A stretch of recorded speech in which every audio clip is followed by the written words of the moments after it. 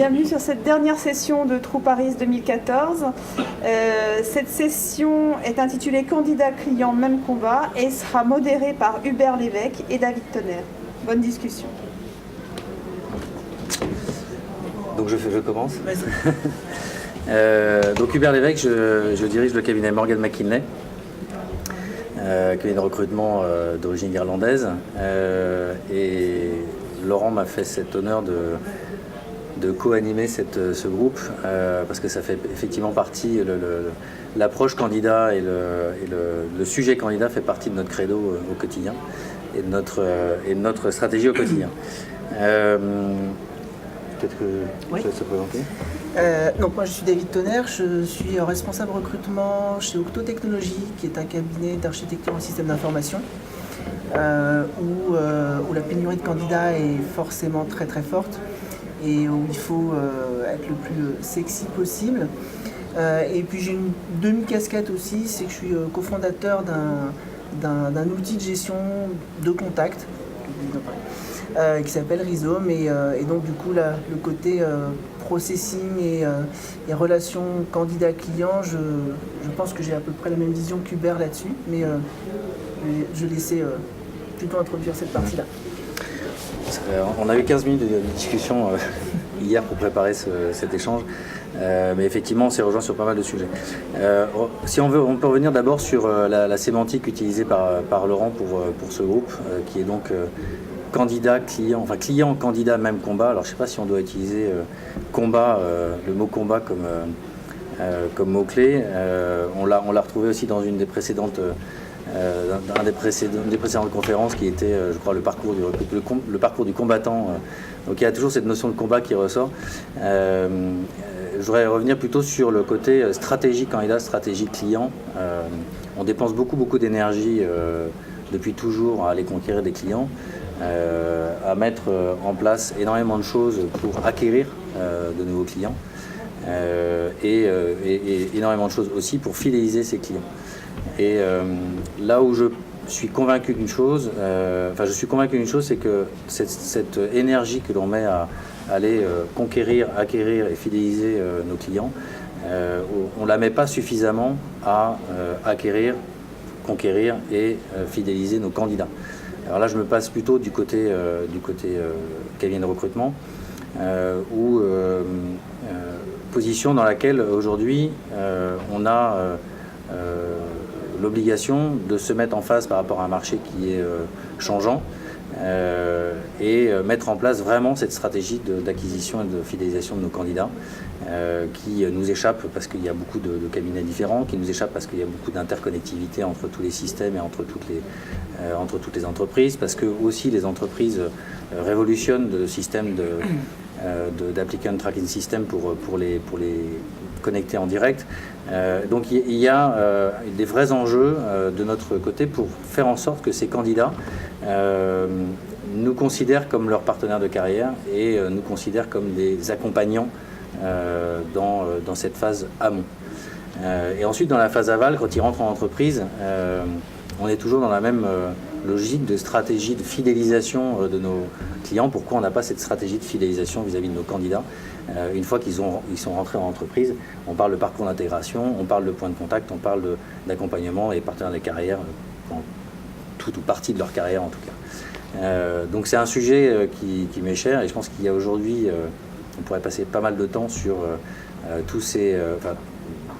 la segmentation de ce sujet-là, qui passe par l'expérience candidat sur les systèmes d'inscription, que ce soit sur les sites internet ou sur les sites d'entreprise, l'expérience candidat mobile, l'expérience candidat une fois qu'ils ont pris contact, l'expérience candidat une fois qu'ils ont vu en entretien, l'expérience candidat une fois qu'ils rentrent dans l'entreprise et qu'ils font leur premier pas, l'expérience candidat petit à petit au sein de l'entreprise. Donc il y a pas mal de sujets.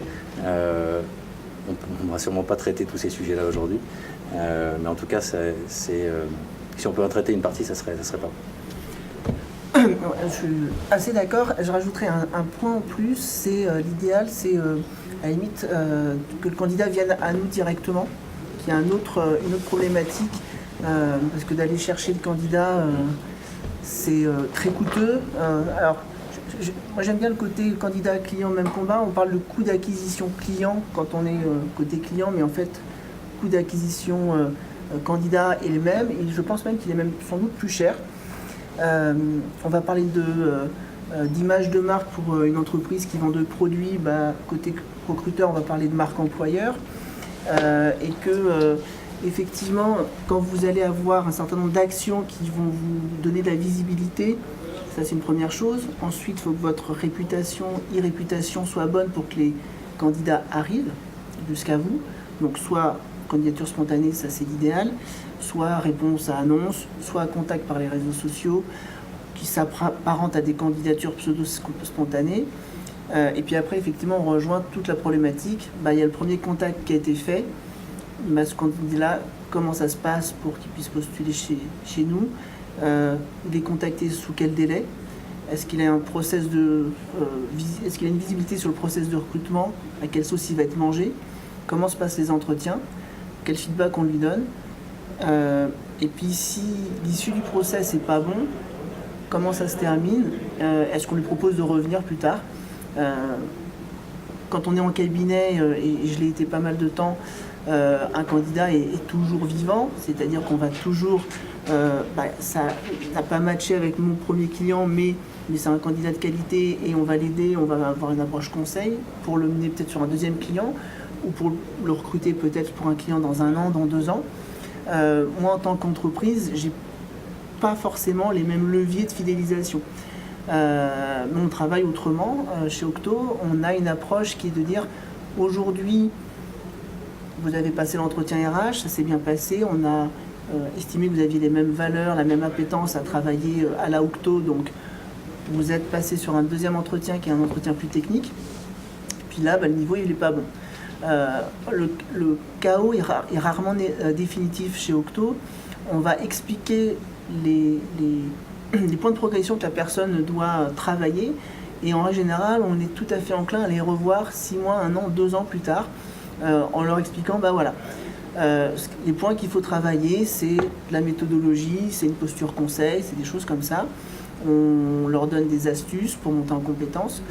Et comme on travaille avec un outil de gestion de candidature, on trace, on explique, on saisit tout ce genre d'informations dans notre ATS, CRM, peu importe quels sont les termes, pour que nous, on puisse lancer un rappel 6 mois, 1 an plus tard, en disant voilà, tiens, ce candidat-là, il serait peut-être intéressant que tu puisses le rappeler, parce qu'on se connaît déjà finalement. En règle générale, on a eu un bon feeling, soit on le rappelle, soit on revient vers nous. Est-ce que vous avez eu des expériences, est-ce que vous avez une vision d'approche candidat, de la stratégie candidat identique à celle que vous avez pour vos clients? Est-ce que c'est quelque chose qui... Alors moi, pour rebondir là-dessus, je travaille pour un cabinet de recrutement irlandais également. Quand j'ai démarré le recrutement il y a 7 ans, mon patron m'a dit « traite toujours bien tes candidats », c'est une maxime que tu as dû entendre aussi. Un candidat d'aujourd'hui, c'est un client de demain. Aujourd'hui, on a des sociétés qui vont mettre en place une marque employeur en se disant un client d'aujourd'hui, c'est un candidat de demain. Donc on est exactement dans l'idée candidat-client, même combat, même si on n'aborde pas tous la même stratégie, on se pose tous les mêmes questions. On est face à quelqu'un qui est dans une relation avec l'entreprise et les frontières sont de plus en plus floues parce que être candidat aujourd'hui, c'est plus répondre à une annonce, faire un processus de recrutement, ça peut être aussi être coopté, recommandé, être entré en contact par un réseau social, ça peut être rencontré à un événement professionnel, si ça se trouve, l'événement qu'on a vécu aujourd'hui va créer des opportunités pour certains d'entre vous. La limite est tellement fine qu'il faut que chacun s'implique une ligne de conduite. Là où ce qui vient d'être dit avant, c'est d'avoir une stratégie d'entreprise. Stratégie d'entreprise, c'est très bien, mais on ne pourra pas contrôler ce que font les recruteurs quotidiennement. On ne va pas écouter, comme dans un call center, le discours ou autre. Si le recruteur n'a pas un profond respect de l'être humain, et j'insiste sur la notion de profond respect, il pourra très bien se dire voilà, c'est un candidat, j'en ai d'autres, s'il ne m'intéresse pas, il n'a rien à m'apporter, donc je ne lui apporterai rien.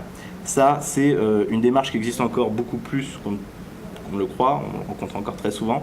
Je ne sais pas si ça vous est arrivé de croiser des recruteurs qui fonctionnent comme ça, mais il y en a pléthore. Ou alors on peut se mettre dans l'autre démarche de se dire, le candidat a fait l'effort de m'apporter quelque chose, de son temps et de son énergie déjà, même si aujourd'hui il ne m'intéresse pas pour les opportunités que je peux avoir à lui proposer, je vais lui donner un retour concret, je vais lui apporter quelque chose de plus que juste une réponse, lui donner 2-3 conseils. Ça prend pas beaucoup de temps et chaque recruteur est capable de positionner un candidat et donner quelques indications. Et là, on est dans une démarche effectivement où le candidat va garder, on va dire, une bonne image. On va être sur une marque employeur qui sera renforcée positivement si on parle à grande échelle, et puis à l'échelle d'un cabinet de recrutement, puisqu'on est plusieurs ici à être concernés, sur un candidat qui aura très certainement envie de refaire appel à nous, puisqu'il aura eu une bonne expérience. Et effectivement, aujourd'hui, il y a beaucoup de cabinets sur la place du marché, et c'est important de pouvoir fidéliser les candidats. Sur l'aspect client, là où je voudrais dire quelque chose qui va peut-être peu fâcher, autant on coach et on éduque nos candidats, je sais qu'avec certains clients, il faut que ça soit une démarche aussi qu'on puisse faire. Je parle par exemple en tant que recruteur. Sur l'aspect conseil, c'est pareil.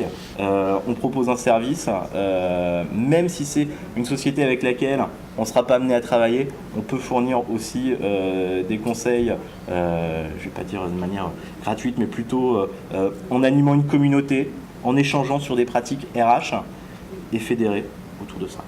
Moi, j'ai une petite question par rapport à ce que tu viens de dire. Donc, tu expliquais que pour avoir une bonne image employeur, ce qui était important, c'est lorsqu'on parle au candidat, lorsqu'on rencontre un candidat, admettons, on le conseille si son profil ne correspond pas, s'il y a des petits points qu'il doit améliorer. Mais à quel moment ce conseil intervient? Parce que je suppose que, comme dans beaucoup de structures, on reçoit énormément de CV. Du coup, à quel moment, lorsqu'on fournit une réponse négative, on se dit non, c'est non, voilà, mais je vous explique pourquoi. Parce que si on a 36 000 CV à traiter, ça sera extrêmement compliqué, et je vois beaucoup d'entreprises, pour elles, c'est compliqué de donner une réponse adaptée, enfin une réponse personnalisée. Donc comment... C'est un sujet qui est aussi valable pour les entreprises que pour les cabinets, parce qu'aujourd'hui, concrètement, si vous postez une annonce, ne serait-ce que sur LinkedIn, pour un poste de chef de produit dans un univers hyper sexy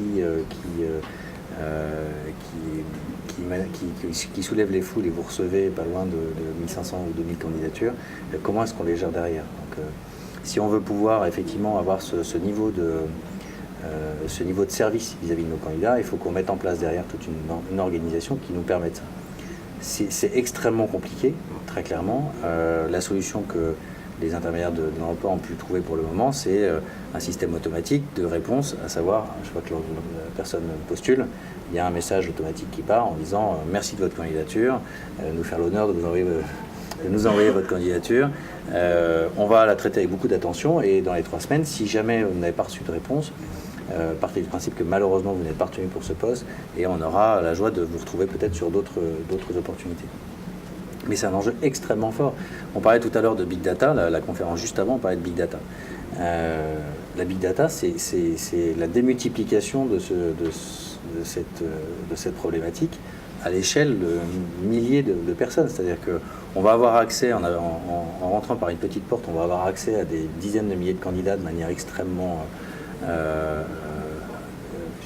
immédiate, ou presque, qui nous permettent à nous d'aller faire notre picking, entre guillemets, en tant que recruteur. Mais ça veut dire aussi que ces dizaines de milliers de candidats, ils ont accès aussi à votre information. Donc demain, vous posterez une annonce avec cette logique de Big Data, vous aurez peut-être 10 000 candidatures, et qu'il faudra trier. Pour ceux qui sont dans le recrutement depuis quelques années, vous vous souvenez des premières annonces sur Cadre Emploi, on postait, ou des premiers accès à la CVTech Cadre Emploi, c'était magique. Les premiers LinkedIn, c'était magique, on trouvait les 20 candidats qu'il nous fallait. Aujourd'hui, il faut un petit peu plus de temps quand même, parce que quand on va sur LinkedIn, on a accès à des dizaines, des centaines de milliers de candidatures ou de candidats, et malgré un moteur de recherche qui s'est un petit peu affiné avec le temps, on a quand même beaucoup de matière à faire tourner. Donc ça veut dire que demain, avec la Big Data, ça sera une situation encore plus démultipliée. Donc ça veut dire qu'il faut qu'on réfléchisse dès aujourd'hui à la manière dont on va traiter ces situations, parce qu'on n'aura pas le choix. Donc comment est-ce que demain on va réussir à traiter les candidats de la même manière entre ceux que l'on va recruter, alors, ceux qu'on va mettre dans des process de recrutement, en général, il n'y a pas de souci, ils sont à peu près bien suivis, si on fait bien son métier. Ceux qui sont embauchés, c'est encore plus simple.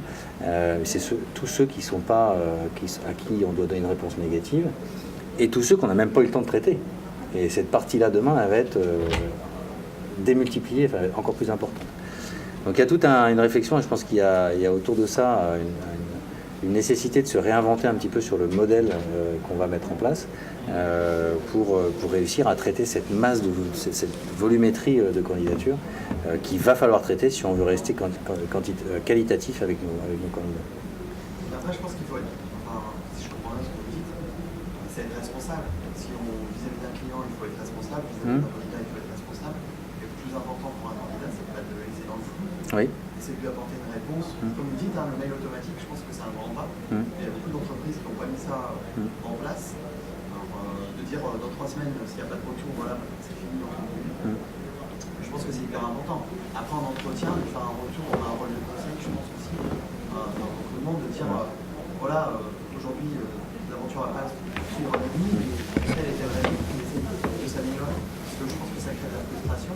Et pour revenir sur vous avez dit par rapport à Octo, ce qui est intéressant, c'est de se dire aussi, dans 1 an, dans 2 ans, il va pouvoir développer des compétences qui vont permettre de matcher.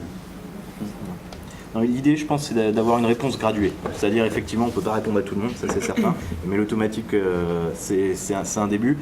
Derrière, si on a parlé à la personne, vraiment qu'on l'a eu en ligne, par exemple, il faut quand même lui donner une réponse verbale. Si on a rencontré la personne, qu'elle a fait 3 entretiens chez nous, on ne peut pas lui envoyer un mail de rejet à la fin. Il y a encore plein d'entreprises qui font ça. Et c'est ça qui heurte le plus, je pense. C'est quand on va être sur un candidat qui va avoir dépensé vraiment de l'énergie. Il faut au moins lui donner un minimum à ce niveau-là. Et là-dessus, je pense qu'à part, vous évoquez la notion de responsabilité, on est là-dedans, à part prendre ses responsabilités, changer un peu les mentalités, on peut pas, il n'y a pas de solution miracle pour le faire, on ne peut pas forcer les entreprises à le faire. Je reviens sur ce que je vous disais tout à l'heure, c'est chaque recruteur, pour moi, est aussi responsable de ça, même s'il y a une stratégie d'entreprise. Chaque recruteur va être responsable de ses candidats, on va les fliquer. Et il y a des recruteurs qui sont responsables vis-à-vis de ça, et il y en a qui n'en ont rien à faire. On va pas obliger les entreprises vont venir naturellement. Ça va pas être naturel. Non, ça va pas être naturel. Ça va pas être naturel parce qu'en fait, naturellement, elles vont venir, mais ça sera pas naturel dans le sens où elles vont être contraintes par les entreprises un peu novatrices qui montent les gens. Ouais, c'est ça que j'entends. Parce que la concurrence, c'est forcément, il va avoir un impact sur la marque employeur. À un moment, ça va pas passer. Il va falloir que ça capte. Ça, c'est une histoire d'homme. L'année dernière, à True Paris, l'année dernière, je crois, c'était, il me semble. Non, c'était pas True Paris, c'était une autre conférence. Il y avait M. Wilcock de chez Casino qui intervenait. Vous y étiez aussi? Oui. Ouais, exactement. Et notamment sur la manière de traiter les candidats. Et j'ai trouvé intéressant ce que vous disiez tout à l'heure, c'est que lui considère que les candidats sont ses clients. Et un candidat insatisfait est potentiellement un client perdu. Et ils ont fait des statistiques intéressantes, notamment chez Casino, sur des candidats insatisfaits d'un processus chez Casino qui n'allaient plus chez Casino, par rejet naturel, on va dire, de la marque.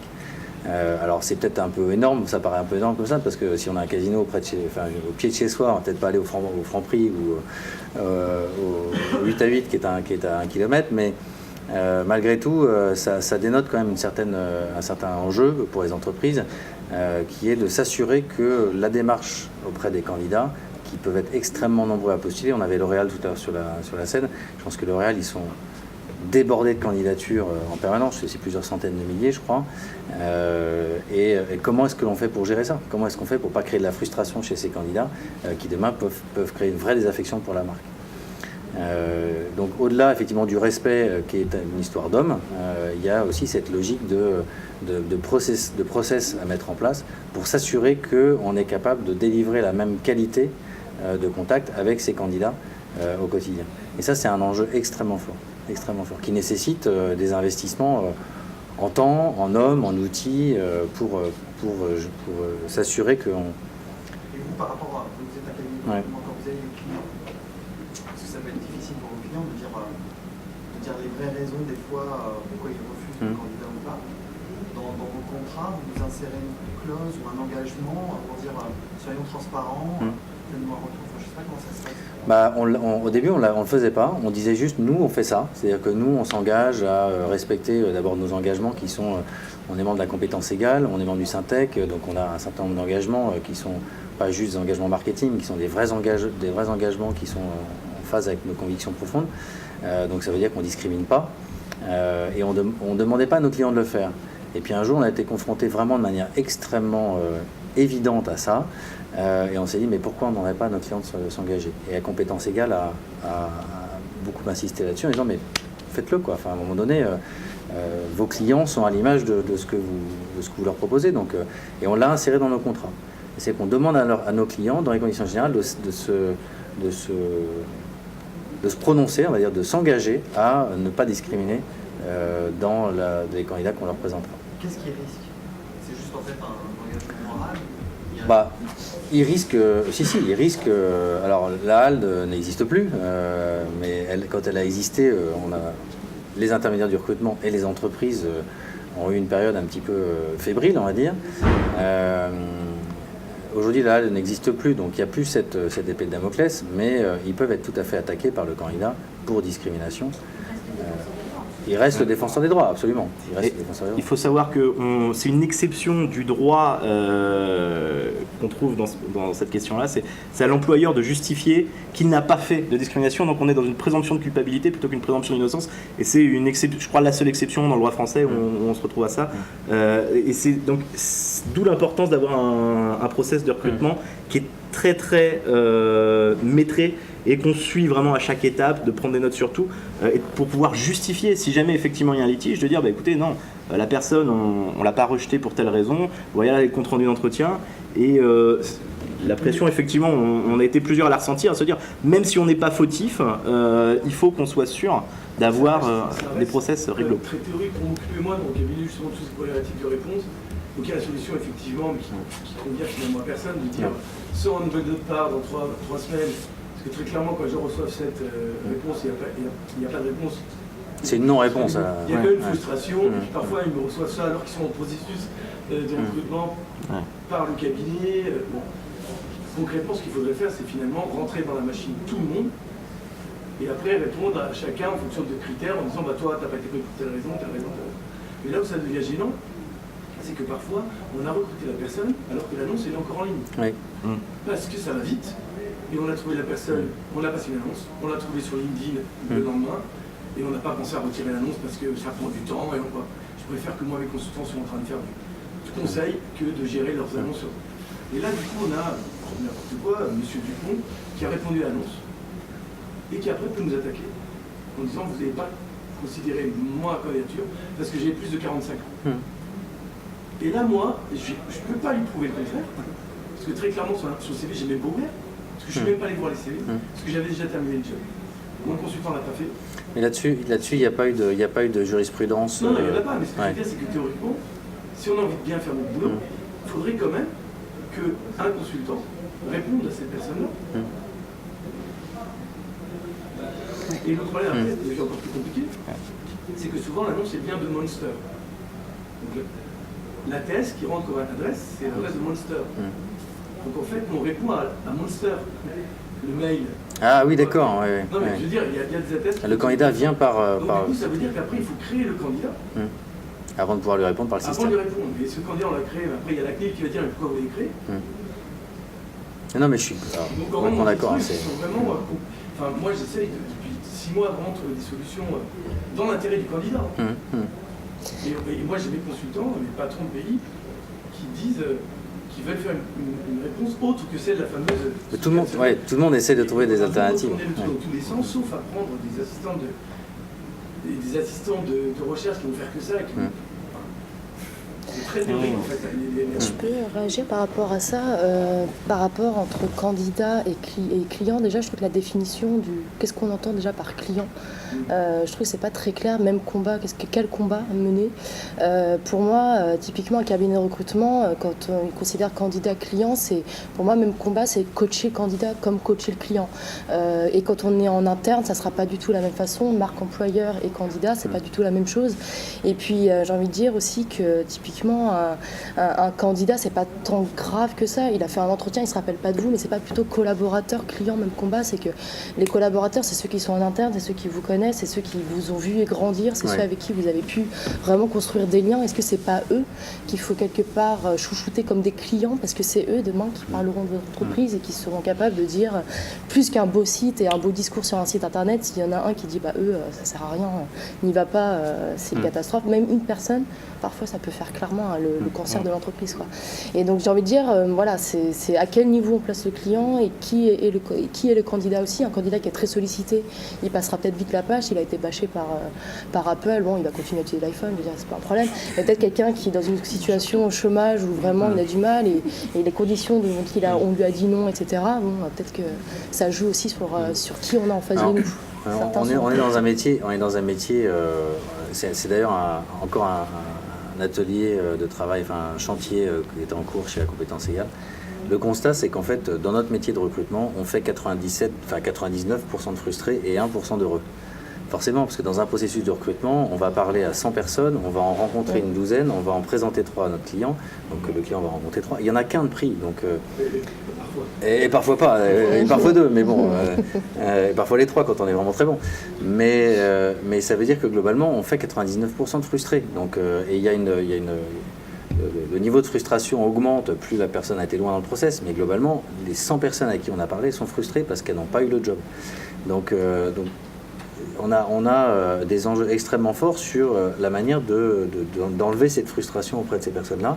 Et la manière de le faire aujourd'hui, ce qu'on a trouvé, c'est effectivement d'être extrêmement communicant vis-à-vis d'eux, dans le processus de contact, c'est-à-dire que les personnes à qui on parle au téléphone, quand c'est non tout de suite. C'est-à-dire que c'est pas on vous rappelle et puis on vous dira si éventuellement, parce que si cette fuite un petit peu à un moment donné, c'est pas facile de dire non. Donc c'est dire non aux candidats quand on les a au téléphone et pour les raisons extrêmement précises. Et au fur et à mesure du process qui avance, savoir dire non.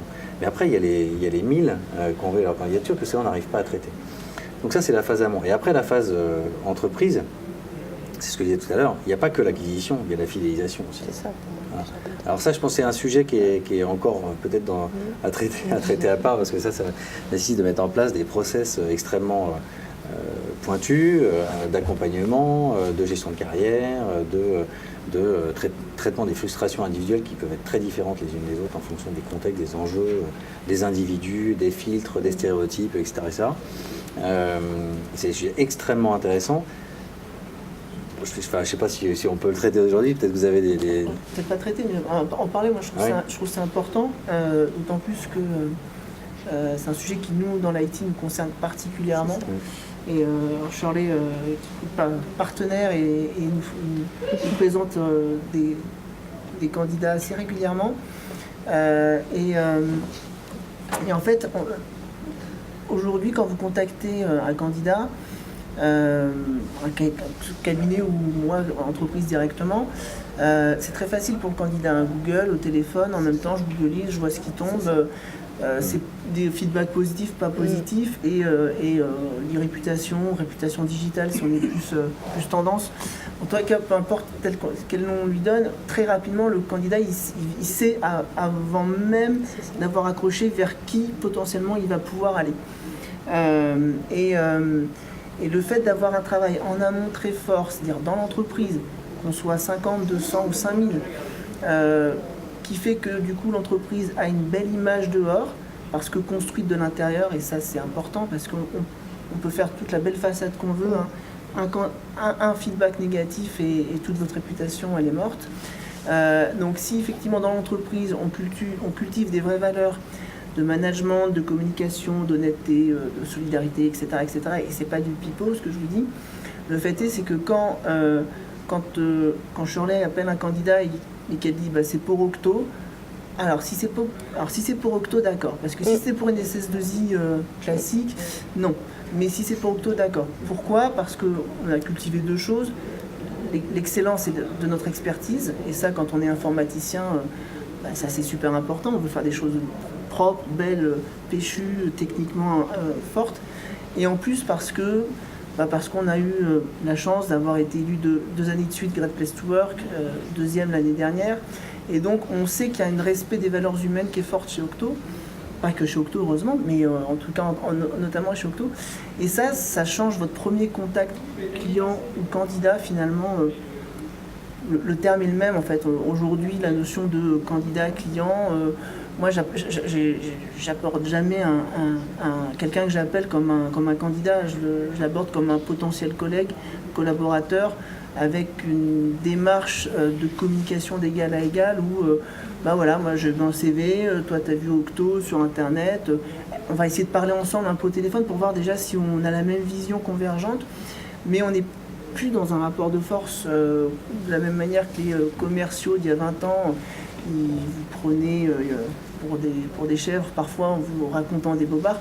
Aujourd'hui, le commercial qui fait ça, je pense qu'il n'a pas 3 mois de vie sur le marché. Donc ça aussi, ça a changé la relation du client, enfin du commercial avec son client.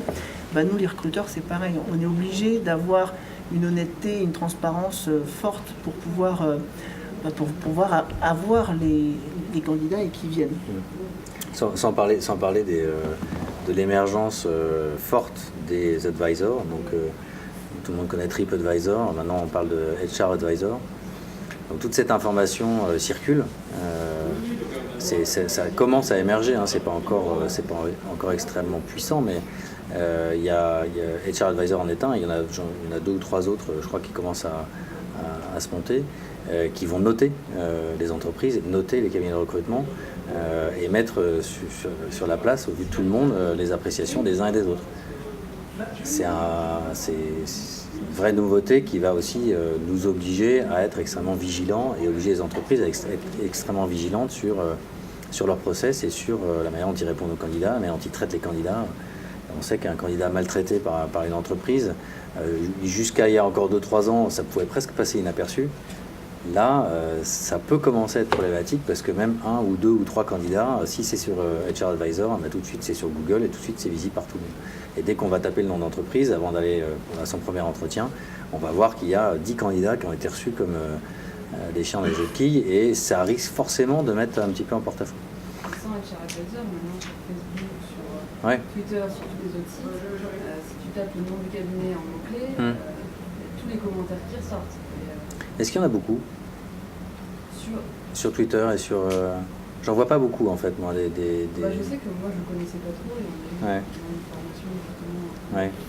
On voit que justement ça se diffuse pas mal. Ils sont assez forts pour faire des pseudo-forums ou une page Facebook ou des hashtags sur Twitter. Et en fait, il y a quand même pas mal de... Est-ce qu'il y a beaucoup de critiques par rapport aux entreprises ou par rapport aux candidats sur les Twitter ou sur les Facebook? J'en ai pas vu beaucoup, mais... Les forums. Clairement. Avec le client, aujourd'hui, on voit bien que la réclamation portée sur Twitter est traitée beaucoup plus vite qu'une réclamation qui passe par Internet. C'est clair. Les clients et donc les candidats, ils ont compris que ça parle. Bien sûr. C'est des retours d'expérience qui demandent. Mais on- Est-ce que vous avez un avis ou qui était dans cette société-là? On se fait interpeller sur Twitter. Moi, ça m'est déjà arrivé quelques fois. Effectivement, c'est pas courant, mais comme Hubert le disait, ça émerge. Se faire interpeller, de dire tiens, j'ai pas mon entretien, tel entretien, ça s'est bien passé. Ou je me dis heureusement que ça s'est bien passé parce que le contact sur Twitter, ça aurait été délicat. Donc voilà, ça c'est un risque auquel on est exposé. On sera jamais irréprochable. Ça arrivera qu'il y a un candidat qui soit encore frustré. On est des humains et donc tout recruteur peut faire un oubli ou une boulette comme on dit. Je pense que c'est le terme. En revanche, il faut y porter une attention vraiment Encore plus importante qu'avant. Parce que ça pourrait nous retomber dessus. Et aussi, je trouve qu'on dit souvent même combat parce que le candidat est de plus en plus aussi un consommateur comme un client normal en fait. Ils veulent l'information rapide, que ce soit sur le mobile, n'importe où. Et puis ils ont tendance aussi à consommer aussi bien les entretiens et puis aussi les entreprises un peu comme n'importe quel produit. Ils veulent tout rapidement, le salaire, quoi. L'exigence a changé, quoi, j'ai envie de dire. Aujourd'hui, il y avait un rapport de force un peu plus déséquilibré. Puis aujourd'hui, c'est clairement, je suis un consommateur, combien d'offres vous avez? En tant qu'aligné, en tout cas, quand les profils sont très sollicités, on a l'impression d'avoir des enfants en face de nous, capricieux, qui, comme des consommateurs, ils veulent qui tout viennent de suite... très informés. C'est ça. Et c'est là où je trouve qu'effectivement, le sujet a son sens, parce qu'on est sur le même combat, il faut savoir les faire patienter, savoir leur faire comprendre, les éduquer, en fait, comme un consommateur lambda, que le recrutement, c'est pas comme une activité comme une autre, on ne vend pas un téléphone comme on vend un poste.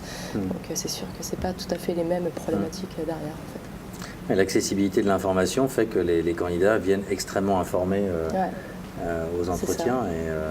Et du coup, la stratégie que nous, quand on va voir un client, nous, pour parler d'une stratégie d'acquisition de nouveaux candidats ou de recrutement, on se prépare, on se renseigne sur l'entreprise, on se renseigne sur la personne qu'on va rencontrer, on googlise, on recherche de l'info, etc. Aujourd'hui, quand on rencontre un candidat, quand une entreprise rencontre un candidat, il faut qu'il soit dans la même logique, parce que le candidat est extrêmement informé. Il a tapé le nom de l'entreprise sur Google, il a toutes ces dernières communications, toutes ces dernières... Et puis il appelle ses contacts aussi. Et il appelle ses contacts, il en parle, il va sur HR Advisor, etc. Donc il arrive avec toute l'info, et parfois le RH est complètement désarçonné, parce qu'en fait il a lui même pas ce niveau d'information-là sur l'entreprise. Donc c'est... quand on dit effectivement candidat, client, même combat, c'est aussi ça, quoi. Il faut qu'on donne le même niveau d'exigence à l'approche que l'on a vis-à-vis de nos candidats que celle qu'on a vis-à-vis de nos clients. C'est le là, on entend là. Non, on a encore le temps. On a perdu le sifflet. Chacun peut poser un petit mot en 5 minutes, peut-être. Peut-être plutôt le... Ouais, on vous a pas entendu si vous aviez des douleurs particulières que vous viviez aujourd'hui, et peut-être que j'ai une ordonnance dans la poche. Moi, je travaille dans une ESN, je suis concurrent, les deux ici. Moi, j'avais pas cette problématique, à savoir, justement, quand je rencontrais des personnes, ils ne se renseignaient pas assez. Donc, c'est une population informatique. Donc ils sont fortement courtisés, et justement c'était mon regret à chaque fois pendant l'entretien. Je leur disais que c'est dommage de ne pas se renseigner plus sur l'entreprise. Donc il y a 2 ans on n'avait pas autant de présence sur, en tout cas de présence digitale, je veux dire, sur le web, etc. Mais en tout cas les informaticiens ils raisonnent plus par, en tout cas quand la population est fortement courtisée. Très pénurique. Je trouve qu'ils ne se renseignent pas tant que ça avant l'entretien. Ils arrivent plutôt en montrez-moi ce que vous avez. Et après c'est durant l'échange. L'échange, c'est quand on fait le débrief, en tout cas, ça fera de changer quand on dit en redonner, c'est sûr. C'est après le débrief, c'est après l'échange, après l'entretien, où ils ont une vraie réflexion. Et les candidats les plus intéressants, et je suis d'accord avec vous, je vous rejoins, c'est ceux qui vont se renseigner sur l'entreprise. Parce qu'ils vont plus loin que le poste, et ils apportent tout de suite une vision de valeur ajoutée à l'entreprise qui est quand même. Alors comment vous réagissez par rapport justement à ces candidats qui peuvent être intéressants parce que sur un marché en pénurie, mais... je ne fais pas du recrutement pour du recrutement. Je ne veux pas faire ça. Je pense que comme on a très bien fait Octo, ils sont très forts parce qu'ils ont su faire passer leur culture d'entreprise. Ils ont une culture d'entreprise très forte. Ils ont réussi à la développer en marque employeur et à la vraiment en termes de communication, c'est très bien. Merci. Boulot, félicitations. Je ne suis pas seul responsable, vraiment pas. Il y avait beaucoup de gens avant moi. Je pars du principe que si on veut aller sur, en tout cas développer le projet sur du long terme, ça sert à rien de faire du recrutement pour du recrutement et de se dire bon, allez, on oublie le critère qu'on avait au départ, on va faire le business pour faire le business entre guillemets. Je pense que c'est pas un bon état d'esprit, parce qu'on va perdre plus de temps à gérer de collaborateurs en interne, ça va demander beaucoup plus d'énergie, beaucoup plus de temps, pour des résultats qui ne sont pas sûrs à 100%. Alors que si on est exigeant dès le départ, qu'on remet en cause et qu'on challenge le candidat, je pense que aussi le candidat il se dit tiens c'est intéressant parce qu'il m'amène à réfléchir. Enfin, voilà. Je pense qu'une démarche qualitative c'est hyper important. Est-ce que, sachant que dans l'informatique c'est un secteur assez pénurique pour certains profils, est-ce que vous pouvez vraiment challenger tous les profils de cette manière-là? Parce que honnêtement, si vous avez besoin d'un architecte qui connaît telle ou telle technologie et qu'il y en a 2 et il y en a un qui viendra pas avec vous parce que vous proposez pas assez d'argent, est-ce que vous avez vraiment cette mentalité? Oui. Ah oui. Oui. Alors après, on n'est pas 700, j'aurais pu si j'avais fait du recrutement pour du recrutement, à la limite on aurait pu atteindre nos décrets en 2007, donc je suis là depuis le début. Aujourd'hui, on est une centaine de collaborateurs. Donc on aurait pu être largement plus quand on regarde d'autres sociétés concurrentes, elles ont augmenté, mais de manière exponentielle. Maintenant, c'est un choix, une démarche qualitative, mais le lien avec, pour moi, candidat et client, et dans le cas des ESN et même d'autres sociétés qui font de la prestation de services économiques, je pense que c'est un argument commercial. D'accord. Alors, dans ce cas, vous êtes recruteur, il y a aussi la partie commerciale qu'il ne faut pas oublier. Dans le sens... Moi, je vois les RH comme un business partenaire, ok. C'est-à-dire que je ne suis pas un centre de coût, je n'estime pas être un centre de coût. En tout cas, mon PDG, je lui ai expliqué que je n'étais pas un centre de coût. Et il l'a compris. Mais c'est ça, une gestion d'activité. D'accord. Ça marche. Merci à tous. Merci. Merci. Merci.